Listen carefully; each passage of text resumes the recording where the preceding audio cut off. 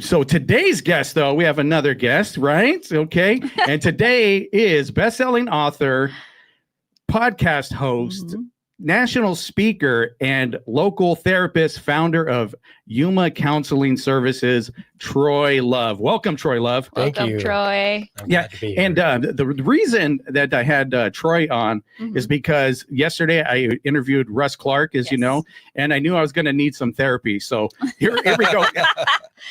PTSD. PTSD. So, Troy, any good with trauma response? I got some trauma. That's my jam, man. That's your my jam. Yeah. And so I mentioned that you're a podcast host and you're also an author. Tell us a little bit about the book that you wrote. My first book was Finding Peace. It's a workbook on healing from attachment wounds like loss, rejection, abandonment, neglect, betrayal, and abuse. Wow. And it walks people through understanding how those wounds affect the way we interact with each other and to what we can do to heal them. Well, very good. I just got to say, Talon, I'm getting a little bit of feedback, or I could hear myself Like an twice, echo. like an echo. Yeah. So there it went away. So, okay. So that was your first book. It became an Amazon bestseller. That's amazing. Right. And so part of the show is Yuma stars, people that are either risen or rising on their way up. You're one of the Yuma stars that people don't know a lot about, but we have a podcast host. We have an Amazon bestselling author right here in our backyard. Yeah. Yeah, that's you. Yeah. He's all, who is it? That's it. Well, Troy Love. Oh, It's me. Yeah. No, it's me. No. It's- So how does that feel to have all these accomplishments after your Well, name? I'm grateful for the opportunities I've had. All of it has been to help people heal. Yep. My own journey of woundedness in my own life has led me to want to find ways to heal for me and then use those things that I learned to pass on to other people. So it makes me happy that it's blessing other people's lives. Exactly. You can use your past issues to help other people, hopefully not have to go through the same thing, or maybe just help them while they're going through it, like what you've learned. I think that's amazing. Thank you. So Finding Peace, the book you wrote, is more than just a book. It's actually a method that people, if they're looking to get into the field, it's one of the things they could learn to use on their clients or their patients. Is that correct? Yeah, it's a model of trauma. It's a trauma-informed model for helping people work through their trauma. It walks them through a series of different steps that they can do either with a therapist, they can do on their own, they can do with their partner, they can do in a group to help them find more peace and joy and clarity about whatever's troubling them at the time. How did you come up with this model? Like, what was it based on? You obviously had to go to school, get a lot of education behind you. And then how do you come out of that and then develop your own model? Well, my social work teacher in my bachelor's degree told me that if I wanted to be a good therapist and a good social worker, I would need to go do my own therapy. And at the time, I thought she was crazy. So wait a minute. You're like, I don't need help. So the therapist needs some therapy. Is that what she's saying? Okay. Yeah, she's like, if you really want to be a good social worker, you need to go to therapy. And I'm like, I don't like that idea. I don't need any therapy. I'm good.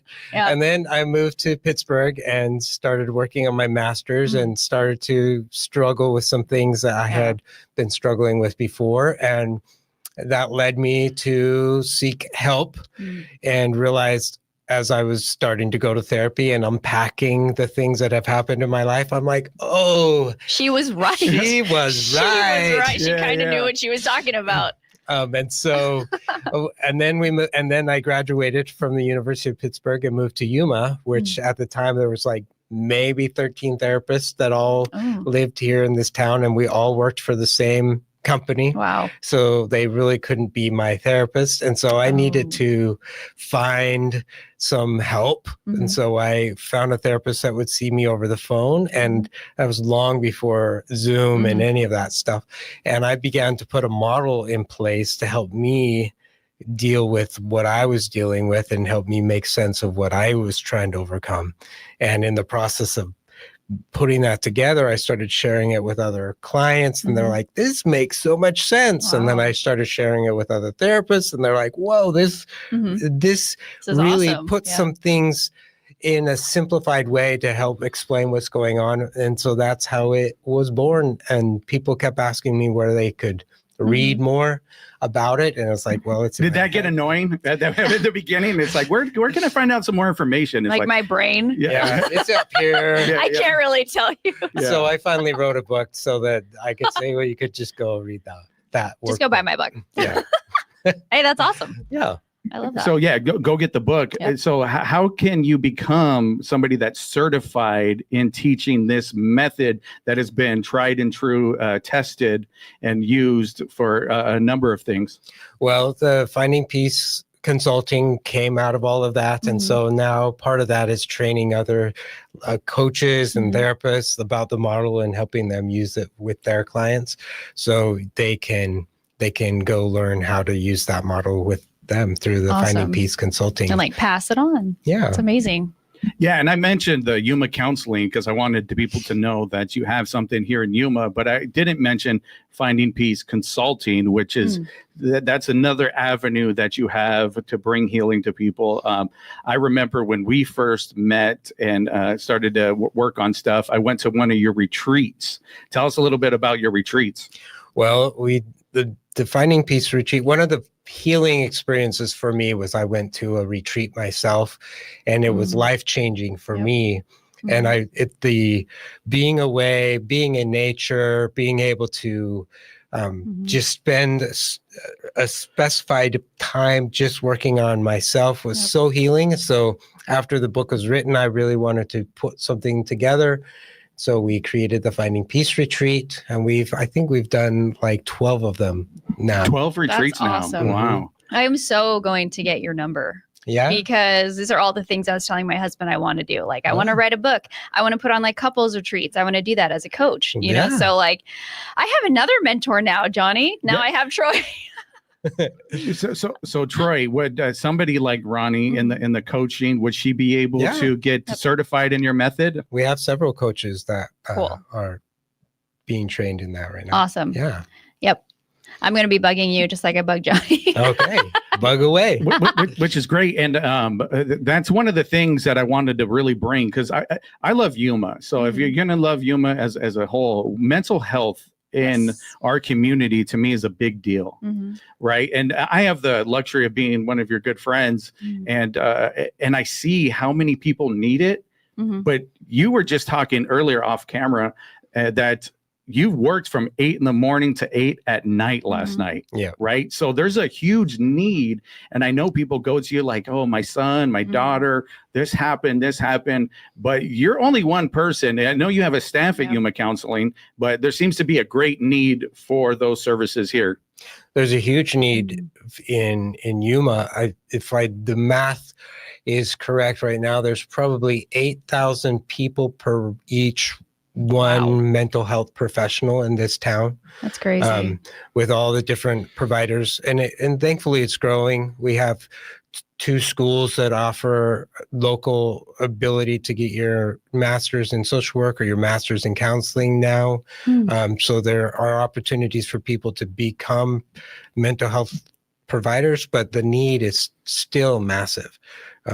There's so many people who could use it that they just don't have access to the resources. I worked in the mental health field for 2 years at a place called NASCARE. So I ran groups for people with like schizophrenia and depression and stuff. So there was only like 3 employees there, but like hundreds of peers. You know, like my caseload was so high, you can't necessarily check in on everybody. No. You can't give them quality care. Right. So I see that need all over. Yeah.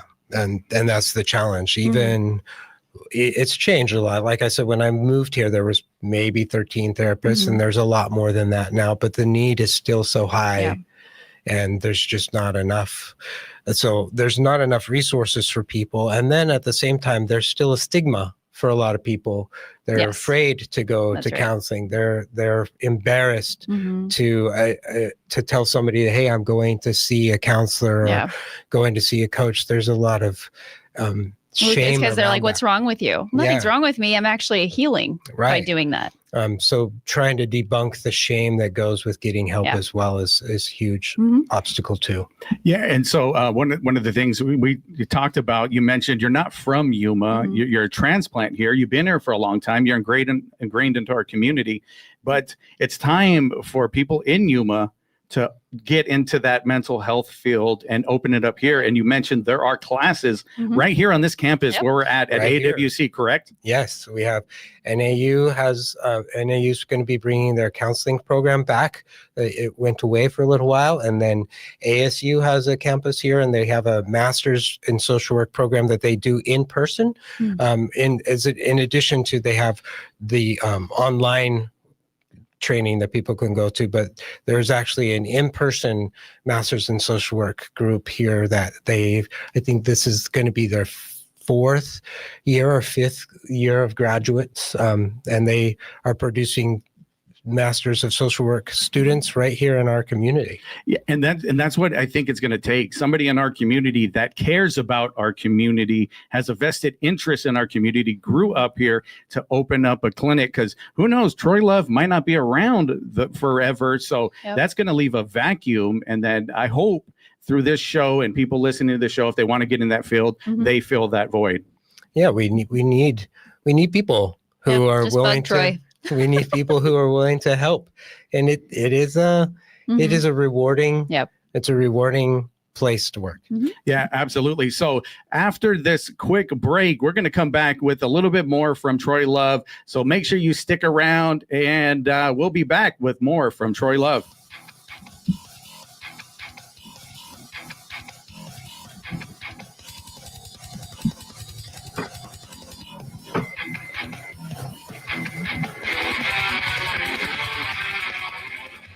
What's Up Yuma is sponsored by Yuma Electric Service, LLC, serving the Yuma area for more than 25 years. Specializing in residential and commercial wiring, services also include EV charging unit installs and solar-ready service panel upgrades. Information and consultation appointments at yumaelectricservicellc.com. What's Up Yuma is sponsored by Yuma Electric Service, LLC, serving the Yuma area for more than 25 years. Specializing in residential and commercial wiring, services also include EV charging unit installs and solar-ready service panel upgrades. Information and consultation appointments at yumaelectricservicellc.com.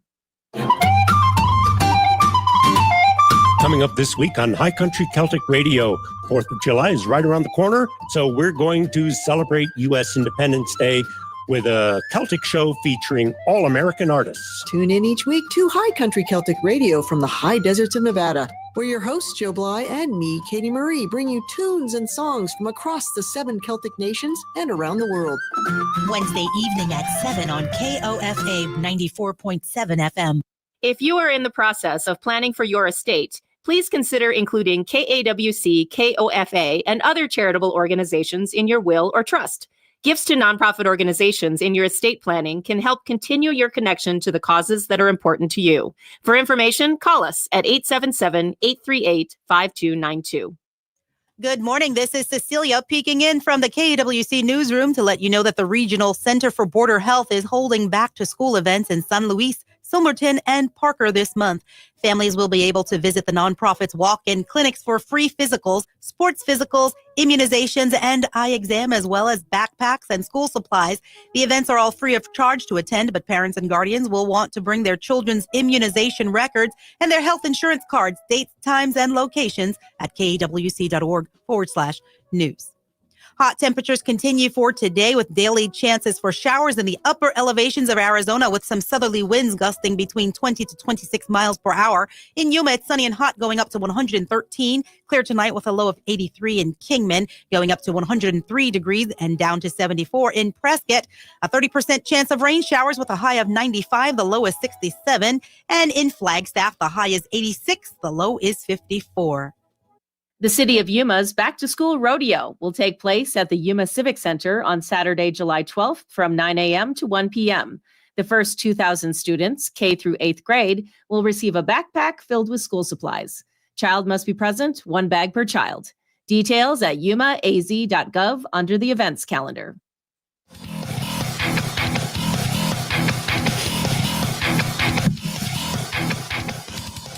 All right. What's up, Yuma? Welcome back to the What's Up, Yuma radio show. I'm Johnny. And I'm Ronnie. And we are here with Troy Love.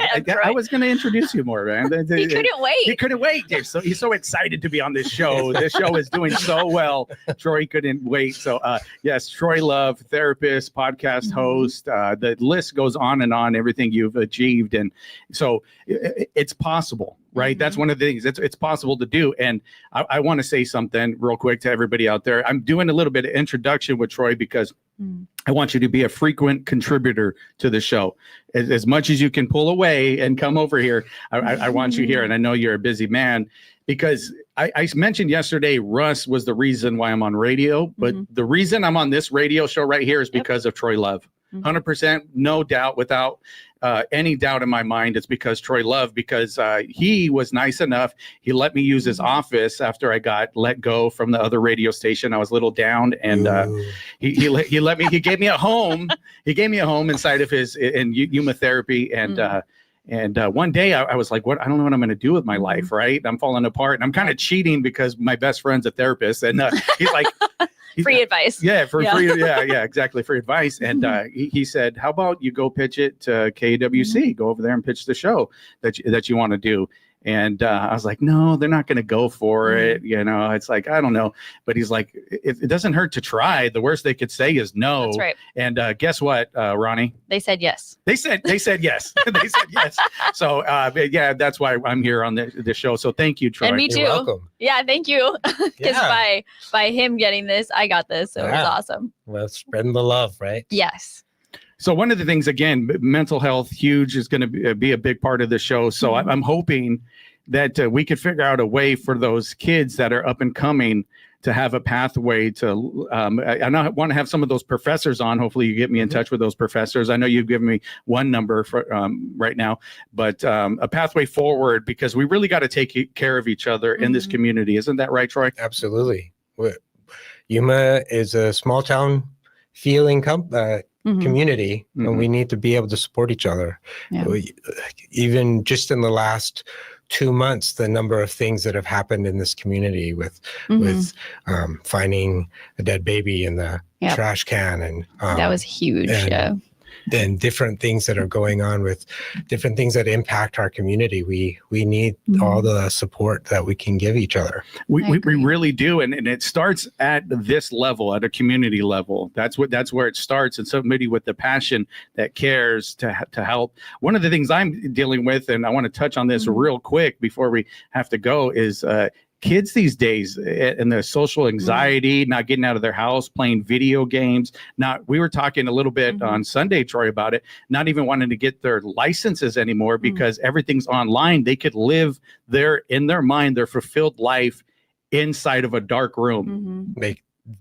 In their mind they can, right? Yeah. And there's no incentive for them to go out because they can connect with people online. They play in their games online. So it is a different world than the world that we and that's grew been up hard in. for me to adapt too, because growing up, like all my friends lived on my street. We'd ride bikes, we'd go to the park, we'd do whatever. And so screens were not even a thing. No. So now having a teenager at home and 2 little ones, I have to really set that boundary with screen time. And that's enough of that. You know, you guys need, even if it's go running in the backyard, just go breathe fresh air, please. Go put your feet on the grass. It can be a fight though, you know, because they think that they know better. And I'm like, no, you don't. Right. And that it's funny you mentioned the put your feet on the grass. That's a saying now. That's a big popular. Go touch grass. Right. That means you're outside of reality. You're so consumed in whichever platform or what you're doing, video games, or if it's X or Facebook, Instagram, you're too into it. You need to go touch grass because you've lost touch with what is real. And isn't it weird how sayings are though today with kids? Because I've heard my son say that, but it means like go away. Like, but it could be like go touch grass, go away. I'm like, wait, so like literal grass, or like, do you want me to leave your room? No, he wouldn't say it to me. He was talking to his friends. But so kids' sayings are so. Oh no, he would not talk to me. Like that. You'd be in trouble. Honey, you'd be in trouble. Not gonna happen. You do not use those words with me. So yeah. But since COVID, it seems like kids are a little bit more isolated, and they don't have the same that social drive to go out and do these things that to me when I was younger was just natural. Yeah, COVID has done some tremendous damage to us emotionally and socially. I mean, there's some things we learned from it, but I don't think we understand the true ramification of the impact that that's had on us emotionally and socially. So it would come to my mind that then somebody up and coming in the mental health field needs to really take a look at that. And learn how are we going to navigate going forward after seeing all these kids having these issues and deal with something that we haven't had to deal with probably in centuries, right? Ever, if ever. Right. Yeah, this is like a whole new ball game. It is different. Yeah. So any advice on that real quick before we go, that parent that's out there that needs some help? The Finding Peace model is all about connection. The way that we heal our wounds is through connection. And there is some connection that you get from online and talking with other people, but really to be able to look somebody in the eye, to engage with that person, spend time with each person, that's how we heal. And figuring out how to pull people out of isolation and get them engaged is a huge challenge. Absolutely. So real quick before we go, how do people find out more about the Finding Peace consulting, the method? If they want to get trained in this, how do they find out more, Troy? There's two ways to go, findingpeaceconsulting.com, or if you're in Yuma, you can look at yumacounseling.com. Awesome. YumaCounseling.com or Finding Peace. What was it one more time? Findingpeaceconsulting.com. So thank you very much for coming on, Troy. I hope you come back more, a frequent contributor. I really appreciate it. I want to thank everybody, the staff that's here at KAWC and Border Radio. Everybody's amazing. And on tomorrow's show, we are going to have a special guest, Juan Guzman, who's the president of the Fort Yuma Rotary, and we're going to talk about what they just did recently for the kids museum, the children's museum downtown. So that's going to be tomorrow right here. So make sure you tune in at 10 a.m. right here on KOFA 94.7 and on streaming online through the I put her on the spot. It's okay. No, I have my paper. We're running out here. of time. No, it's too late. Okay, we're going to be back. Look online.